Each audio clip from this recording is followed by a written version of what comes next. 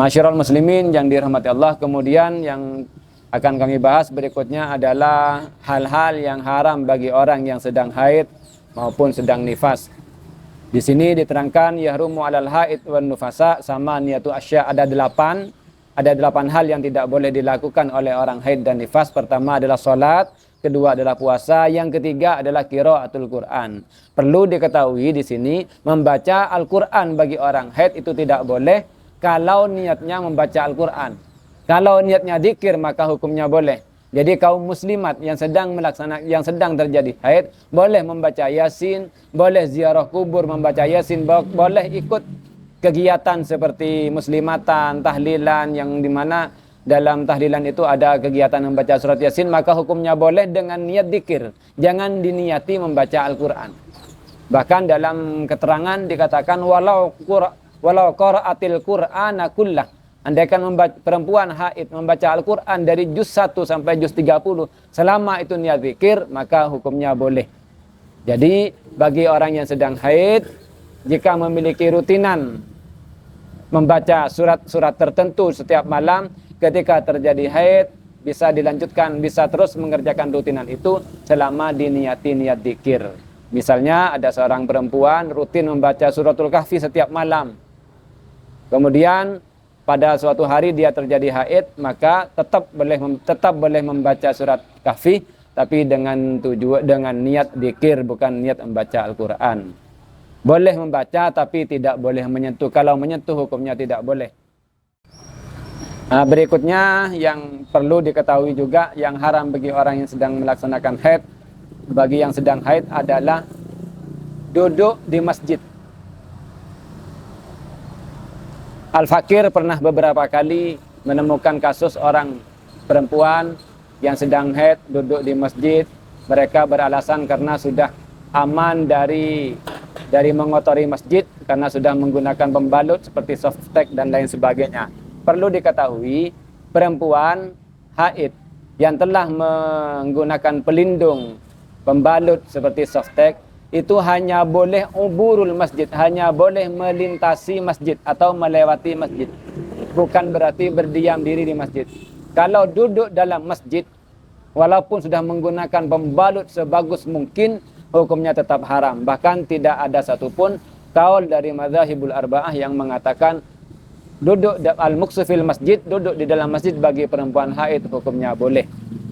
Yang boleh hanya melewati masjid jika merasa aman dari tetesan darah haidnya. Jika duduk dalam masjid apapun alasannya tetap hukumnya adalah haram.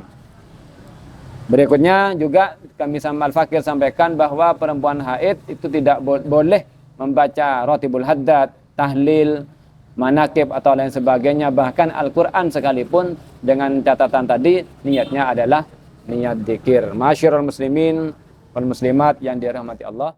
Dan yang terakhir adalah perempuan haid boleh berpuasa walaupun jika sudah bersih walaupun dia belum mandi. Berbeda dengan berhubungan suami istri. Perempuan haid yang sudah bersih selama dia belum mandi besar, maka tidak boleh berhubungan dengan suami. Tidak boleh melakukan aktivitas suami istri.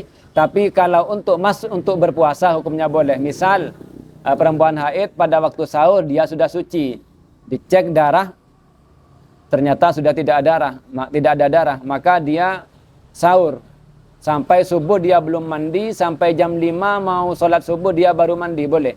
Jadi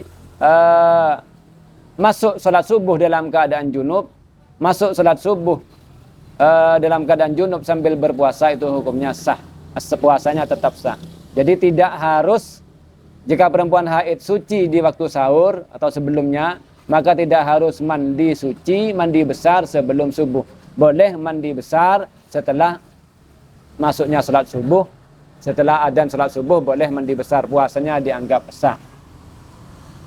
Masyaallah muslimin wal muslimat yang dirahmati Allah, yang terakhir adalah ada satu hal yang terlewati di pertemuan sebelumnya, cara mengecek darah bagi perempuan yang sedang haid. Bahwa orang yang haid selama sehari semalam wajib mengecek darah selama 5 kali. Pertama, setiap menjelang akhir waktu sholat. Jadi setiap sehari 5 kali wajib mengecek darah, dan cara mengecek darah adalah dengan memasukkan kapas putih atau kain yang halus yang putih ke dalam vagina bagian dalam, bukan vagina bagian luar. Apa vagina bagian dalam? Vagina yang tidak nampak ketika jongkok. Seperti waktu pada buang BAB. Pada waktu jongkok, seperti waktu buang BAB, vagina yang nampak mata saat itu ketika dilihat waktu jongkok itu namanya vagina farji bagian luar. Dan wajibnya ngecek darah adalah ke vagina bagian dalam, yaitu vagina yang tidak kelihatan mata saat jongkok. Makanya kadang terjadi wanita yang sudah suci, kemudian mandi, kemudian melakukan hubungan suami istri. Di pertengahan melakukan hubungan suami istri, kemudian ternyata masih ada darah. Maka darah itu adalah darah haid yang sejatinya perempuan tadi itu sebenarnya masih belum suci. Hanya karena melihat farji bagian luar sudah tidak ada darah, maka si perempuan menghukumi dirinya suci. Ini kesalahan besar. Makanya seringkali terjadi seperti ini, setelah melakukan hubungan suami istri ternyata kok masih ada darah. Itu berarti sebenarnya waktu ngecek salah, darah itu masih belum keluar. Jadi dia masih suci.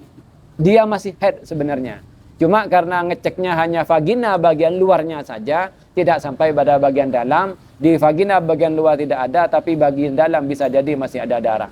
Jadi cara ngecek darah yang benar adalah dengan memasukkan semacam kapas atau kain putih ke vagina yang tidak kelihatan mata saat jongkok. Kalau masih ada noktah, masih ada bercak darah walaupun hanya 1 titik, maka itu darah haid. Jadi dia masih belum suci.